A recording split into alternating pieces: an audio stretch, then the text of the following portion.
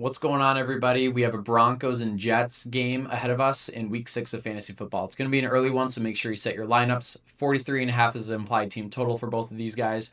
Denver's expected to win by 7.5 points. Once Denver gets in the lead, they're going to be very run heavy and rely on J.K. Dobbins.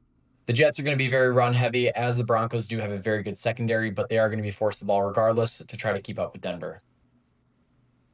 On the Denver side, we're going to be starting Bo Nix. He's projected by sportsbooks to get 18 fantasy points. He's a very good quarterback this year. J.K. Dobbins, you will be starting the most consistent running back of the year so far. He is projected to get a rushing touchdown again and 70 rushing yards. Going to be sitting R.J. Harvey until he gets more use in the offense. Cortland Sutton is Bo Nix's number one target. You're going to be starting him. Sit the rest of the players on the team, including Troy Franklin and Evan Ingram, as both are projected very low this week. Jets, you're going to be starting Justin Fields. He's a phenomenal quarterback.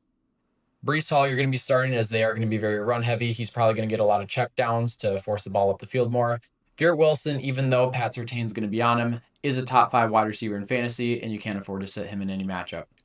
Josh Reynolds and Arian Smith are going to be sits this week. Mason Taylor is listed as a flex. I know you can't flex a tight end, but if you have a better tight end than Mason Taylor, I would start them.